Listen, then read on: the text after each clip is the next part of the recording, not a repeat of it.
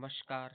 सूक्ष्म शिक्षण डायरी यानी बीएड में आपके माइक्रो टीचिंग जो होती है, जिसको अपने हिंदी में सूक्ष्म शिक्षण कहते हैं, उसी की डायरी है। सब्जेक्ट है भूगोल।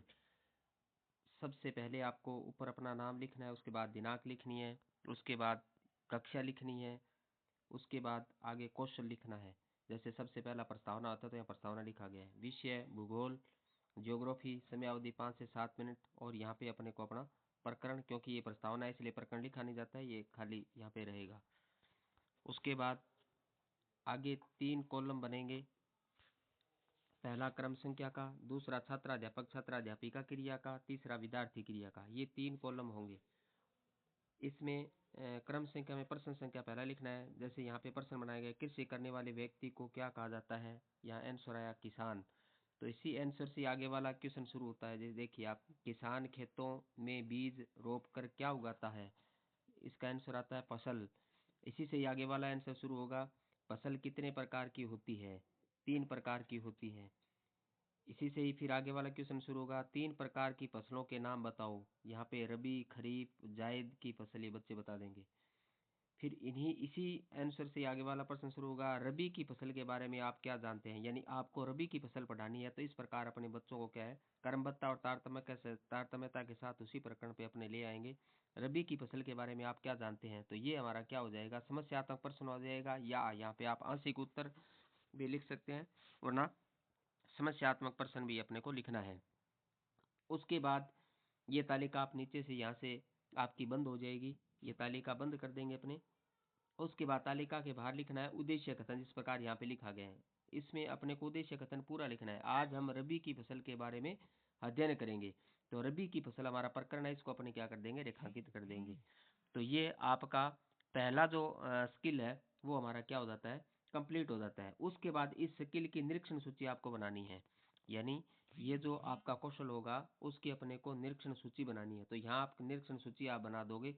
उसमें क्रम संख्या, प्रस्तावना कौशल के घटक या सर्वोत्कृष्ट, बहुत अच्छा, अच्छा, सामान्य और असंतोषजनक, इस प्रकार ये कॉलम बन जाएंगे। पहला इसमें घटक है पूर्व ज्ञान का उपयोग, दूसरा है छात्रों के उत्तरों का प्रयोग, तीसरा है प्रश्नों की क्रमबद्धता, चौथा है युक्ति विधा की उपयुक्तता। उसी प्रकार पांचवा है अप्रासंगिक कथन एवं अप्रासंगिक प्रश्न एवं कथन। छठा है प्रविधि दृश्य सर्वे साधनों की उपयुक्तता। और सातवां है प्रस्तावना प्रभावशाली। तो इस प्रकार ये 7 घटक यहाँ पे लिख के इस तालिका को बना करके आप छोड़ देंगे। इधर लिख देंगे पर्यवेक्षक टिप्पणी, इधर लिख देंगे पर्यवेक्षक के हस्ताक्षर।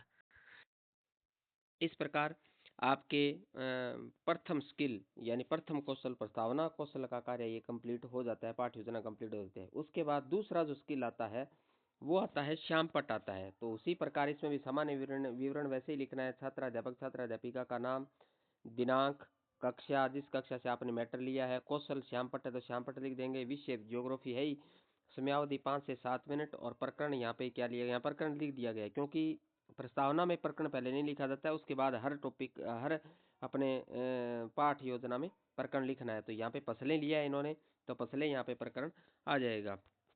उसके बाद पाठ योजना के प्रारूप नीचे देते हैं। यहाँ पे 3 बिंदु की अपने कॉलम बनेंगे। अध्ययन बिंदु बनेगा पहला, दूसरा छात्राध्यापक छात्राध्यापिका क्रिया का बनेगा, तीसरा विद्यार्थी क्रिया का बनेगा। तो अध्ययन बिंदु में आपको अपना मुख्य बिंदु लिखना है। जैसे यहाँ फसल लिखी गई है और यहाँ पे उससे संबंधित मैटर पूरा छात्राध्यापक छात्राध्यापक क्रिया में लिख दिया गया है। यहाँ अपने को क्या है, विद्यार्थी ध्यान पूर्वक सुनेंगे विद्यार्थी क्रिया में, क्योंकि जब आप पढ़ाओगे तो विद्यार्थी ध्यान पूर्वक सुनेंगे, वह अपनी नोटबुक में नोट करेंगे। क्योंकि श्यामपट्ट है तो श्यामपट्ट पे आप लिखोगे तो विद्यार्थी अपनी नोटबुक में नोट भी करेंगे। तो इसलिए दोनों चीजें आपको यहाँ लिख देनी है। यहाँ पे जो मैटर ले आप ऐसा लें जो 80% जिसमें श्यामपट्ट पे कार्य किया जा सके, ऐसा ही आपको प्रकरण यहाँ पे उठाना है। तो यहाँ पे इसी प्रकार का उठाया गया। जब फसलों के 3 प्रकार यहाँ पे बताए गए हैं, खरीफ की फसल, रबी की फसल, जायद की फसल, इसी प्रकार से श्यामपट्ट पे इस पे कार्य किया जा सकता है। उसके बाद खरीफ की फसल के बारे में यहाँ पे बताया गया है, कब से बोई जाती है, उसका समय यहाँ पे लिखा गया। तो श्यामपट्ट पे अपने लिख सकते हैं। इस प्रकार कौन कौन सी फसलें हैं इसको भी अपने श्यामपट्ट पे लिखा जा सकता है। उसके बाद आगे अपने ये अपनी पाठ योजना के बाद अपने को निरीक्षण सूची बनानी है। तो इसी प्रकार वैसे ही निरीक्षण सूची बनाएगी। इसी की भी क्रम संख्या, श्यामपट्ट कौशल, श्यामपट्ट लेखन कौशल के तत्व, सर्वोत्कृष्ट, बहुत अच्छा, अच्छा, सामान्य और असंतोषजनक। यहाँ अपने ये लिख देंगे लेख की स्पष्टता, श्यामपट्ट कार्य की स्वच्छता, श्यामपट्ट कार्य का औचित्य, व्याकरणिक शुद्धता और उसके बाद झाड़न का प्रयोग से ही किया गया।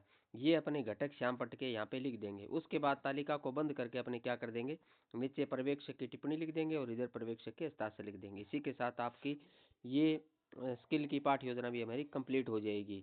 ये आपको डायरी केवल हाथ से बनाई हुई मैं दिखा रहा हूँ। हो सकता है आपके पास प्रिंटेड डायरी हो तो कोई बात नहीं, आप प्रिंटेड डायरी के अंतर्गत ये, जैसे यहाँ छात्र अध्यापक छात्र अध्यापिका का नाम वहाँ ऑलरेडी प्रिंट होगा तो आपको लिखने की जरूरत नहीं, आगे अपना नाम लिख देना।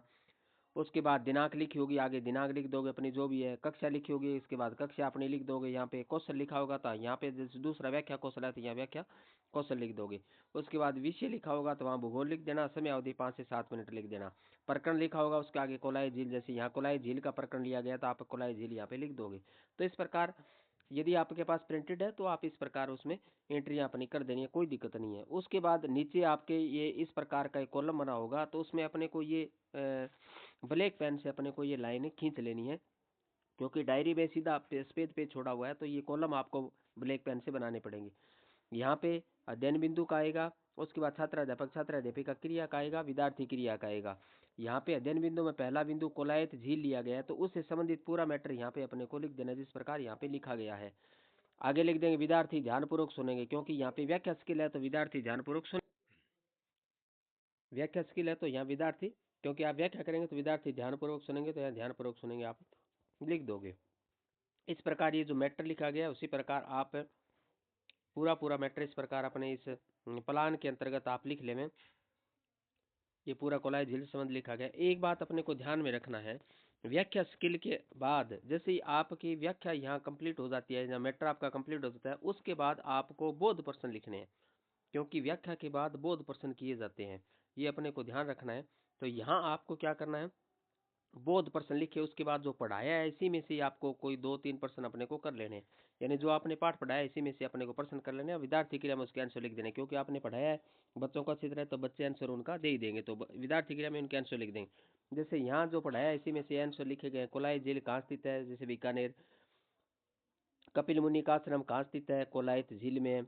उसके बाद तीसरा क्वेश्चन यहाँ किया गया है, शिवालय में कितने शिवलिंग हैं, यहाँ 12 शिवलिंग है। तो इस प्रकार यानी इसी जो पढ़ाया है इसी में से अपने को प्रश्न कर लेने हैं, इसको अपने बोध प्रश्न बोलते हैं। तो ये बोध प्रश्न आपको व्याख्या करने के बाद ये बोध प्रश्न अवश्य करने हैं बच्चों से, या बोध प्रश्न करने होते हैं। तो इसी के साथ ये बोध प्रश्न करने के साथ ही आपकी ये भी पाठ योजना क्या हो जाएगी, कंप्लीट हो जाएगी। इसके बाद इसकी निरीक्षण सूची आती है, जैसे यहाँ पे निरीक्षण सूची बनाई गई है, इसमें भी वही रहेंगे क्रम संख्या, व्याख्या कौशल के घटक आ जाएंगे, स्रोतकृष्ट, बहुत अच्छा, अच्छा, सामान्य और असंतोषजनक। यहाँ पे पहला घटक लिख देंगे प्रारंभिक कथन की व्याख्या, दूसरा व्याख्या की क्रमबद्धता, और तीसरा छात्रों से तादात्म्य, चौथा छात्र बोध जांच प्रश्न, पांचवा उदाहरण की स्पष्टता। उसके बाद आगे छठा आ जाएगा सर्वे दृश्य उपकरणों की उपयुक्तता, यानी जो टीएलएम आपने कोई काम में लिया है तो उससे संबंधित है। अप्रासंगिक कथन आ जाएंगे, अनुचित शब्दावली आ जाएगी, और सहजता का अभाव। ये आप घटक इस प्रकार लिख देंगे। पूरे घटक लिखने के बाद ये नीचे से तालिका अपने बंद कर देंगे, और उसके बाद यहाँ पर्यवेक्षक की टिप्पणी लिख देंगे, इधर पर्यवेक्षक हस्ताक्षर लिख देंगे। इसी के साथ आपकी व्याख्या कौशल की भी पाठ योजना क्या हो जाएगी, कंप्लीट हो जाएगी। इसके बाद नेक्स्ट अपना जो चलते हैं वो स्किल आता है उद्दीपन परिवर्तन और पुनर्बलन स्किल। जैसे देखिए यहाँ पे ये स्किल 2 है, उद्दीपन परिवर्तन अलग है और पुनर्बलन कौशल अलग है, लेकिन ये दोनों एक साथ उपयोग में लिए जाते हैं, इसलिए 2 कौशल की यहाँ एक साथ ही पाठ योजना बनाई गई है। ऊपर सामान्य एंट्रियां कर ही लोगे अपनी, छात्र अध्यापक छात्र अध्यापिका का नाम, उसके बाद दिनांक, कक्षा, कौशल, उद्दीपन परिवर्तन एवं पुनर्बलन कौशल दोनों लिख लोगे। विषय भूगोल, समय अवधि 5 से 7 मिनट, और यहाँ प्रकरण लिया गया नक्की झील। यहाँ अपने को ध्यान देना है कि प्रकरण आप ऐसा लें कि जिसके अंतर्गत उद्दीपन परिवर्तन भी हो सके और पुनर्बलन भी। या पुनर्बलन तो प्रश्न पे होता है, कोई दिक्कत नहीं है, लेकिन जो आप व्याख्या का जो मैटर ले रहे हैं वो उद्दीपन परिवर्तन हो सके ऐसा मैटर अपने को यहाँ पे लेना है। अध्ययन बिंदु छात्र अध्यापक छात्र अध्यापक क्रिया और विद्यार्थी क्रिया, इसी प्रकार अपनी पाठ्य योजना बनेगी। नक्की झील यहाँ पे अध्ययन बिंदु आ जाता है, उसके बाद यहाँ उससे संबंधित पूरा मैटर अपने को यहाँ लिख लेना है। विद्यार्थी क्रिया विद्यार्थी ध्यानपूर्वक सुनेंगे, यहाँ आप लिख लोगे। तो ये आप जब ये आप इसकी व्याख्या कर रहे हैं तो उसके अंतर्गत आपको उद्दीपन परिवर्तन पे ध्यान देना है, यानी उसी से संबंधित आपको यहाँ पे अपनी प्रेजेंटेशन है वो देनी है। उसके बाद जो पढ़ाया है उसी में से यहाँ प्रश्न कर लो, ताकि हम पुनर्बलन कौशल को भी यहाँ पे उनका भी प्रदर्शन किया जा सके। तो पढ़ाया है उसी में से प्रश्न कर लो, प्रश्न करोगे तब आप बच्चों को आप पुनर्बलन दे सकते हैं। आप नकारात्मक पुनर्बलन, सकारात्मक पुनर्बलन, वो भी दो प्रकार का होता है, शाब्दिक पुनर्बलन है, शाब्दिक पुनर्बलन।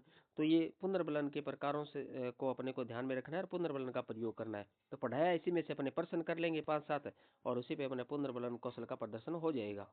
उसके बाद ये पाठ योजना पूरी होने के बाद इसकी निरीक्षण सूची बनानी है अपने को, या निरीक्षण सूची बना देंगे। क्रम संख्या, उद्दीपन, परिवर्तन, पुनर्बलन कौशल के घटक आ जाएंगे, सर्वोत्कृष्ट, बहुत अच्छा, अच्छा, सामान्य और असंतोषजनक। इस प्रकार ये हमारे क्या आ जाएंगे, ऊपर वाले कॉलम बन जाएंगे। संचालन, पहला घटक है संचालन, दूसरा हाव भाव, तीसरा वाक परिवर्तन, चौथा अंतः क्रिया शैली परिवर्तन।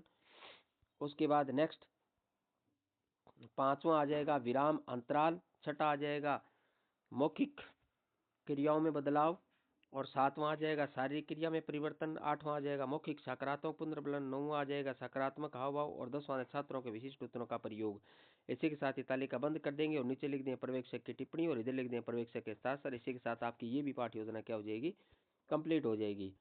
आगे लास्ट स्किल पे अपने चलते हैं। उस स्किल का नाम है प्रश्न कौशल। ये भी महत्वपूर्ण स्किल है। उसी प्रकार सामान्य विवरण, छात्र अध्यापक छात्र अध्यापिका का नाम, दिनांक, कक्षा, कौशल, प्रश्न कौशल आ जाएगा। विषय भूगोल, समयावधि 5 से 7 मिनट, और प्रकरण है भारत की जनसंख्या। इस प्रकरण को रेखांकित अवश्य करें, ध्यान रखना प्रकरण हमेशा रेखांकित होता है। तो भारत की जनसंख्या यहाँ पे प्रकरण लिया गया है, उसी से संबंधित अपने यहाँ पाठ योजना बनाएंगे। इसके बाद आगे वही अध्ययन बिंदु, छात्राध्यापक छात्राध्यापिका क्रिया, विद्यार्थी क्रिया, और इसमें अध्ययन बिंदु आप यहाँ पे लिखोगे जैसे जनसंख्या लिखा गया, उससे संबंधित या मैटर पूरा लिख दो। विद्यार्थी ध्यानपूर्वक सुनेंगे। यहाँ पे थोड़ा आप मैटर यहाँ पे बढ़ा करके बच्चों को इसी में से अपने को प्रश्न कर लेने। यहाँ प्रश्न करते तब ध्यान रखना है प्रश्नों की भाषा सरल होनी चाहिए, किसी प्रकार से विषय वस्तु में अक्रमबद्धता नहीं होनी चाहिए, क्रमबद्ध तरीके से विषय वस्तु आप रखें, और प्रश्न का निर्माण करें वो बच्चों के स्तर के अनुरूप करें। आप इन बातों का ध्यान रखते हुए अपने को प्रश्नों का निर्माण यहाँ पे कर लेना है। और यहाँ पे बच्चों से प्रश्न का आंसर निकलवाने के लिए अपने को क्या है, खोजपूर्ण प्रश्न करने होते हैं। तो यानी बच्चे को अपने आंसर निकलवाना है, डिमोरलाइज नहीं करना है। और इसीलिए अपने क्या करते हैं, कई बार बच्चा के शंका के मारे, झिझक के मारे आंसर बता नहीं पाता है या थोड़ा बता पाता है, रुक जाता है, तो उसको अपने को आगे बढ़ाना है। और खोजपूर्ण प्रश्न, अपने को आंसर नहीं आता है तो खोजपूर्ण प्रश्न करके आंसर निकलवाना है। उसके बाद इसकी निरीक्षण सूची यहाँ बन जाएगी। तो निरीक्षण सूची में से क्रम संख्या, इसके बाद निरीक्षण सूची अपने बना लेंगे। निरीक्षण से पहला क्रम संख्या, प्रश्न कौशल के घटक, फिर सर्वोत्कृष्ट, फिर बहुत अच्छा, अच्छा, सामान्य और असंतोषजनक। और उसके बाद अपने घटक लिखेंगे अनुबोधन संकेत पर विधि, अधिक सूचना पर विधि, पुनः केंद्रण पर विधि। उसके बाद चौथा पुनः निर्देशन पर विधि, 5वां समीक्षात्मक अभिज्ञता विधि पर विधि, और 7वां प्रश्नों की क्रमबद्धता, छठा प्रश्नों की क्रमबद्धता, 7वां भाषा का प्रयोग व कुशलता, और 8वां अप्रासंगिक कथन। तो इस प्रकार अपने ये तालिका बना लेंगे। उसके बाद पर्यवेक्षक की टिप्पणी लिख देंगे, इधर पर्यवेक्षक के साथ लिख देंगे। इस प्रकार आपका ये स्किल भी पाठ योजना वो कंप्लीट हो जाती है। और इसी के साथ आपकी क्या है, सूक्ष्म शिक्षण यानी माइक्रो टीचिंग, जिसको अपने अंग्रेजी में क्या कहते हैं, माइक्रो टीचिंग कहते हैं, और हिंदी में सूक्ष्म शिक्षण कहते हैं।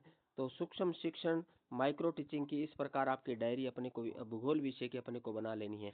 और प्रारूप ऐसा ही रहेगा, हर विषय की आप माइक्रो टीचिंग की डायरी इस प्रकार आप बना सकते हैं। इस चैनल को सब्सक्राइब नहीं किया तो सब्सक्राइब कर लें, बेल आइकन को दबा लें ताकि नए आने वाली वीडियो के नोटिफिकेशन आपको समय समय पे मिलते रहें। और साथ ही इसको अधिक से अधिक आप अन्य आपके साथियों को भी शेयर करें ताकि वो बच्चे भी इस डायरी का लाभ उठा सकें और अच्छी प्रकार से अपनी डायरी है वो बना सकें और सूक्ष्म शिक्षण जान सकें। धन्यवाद।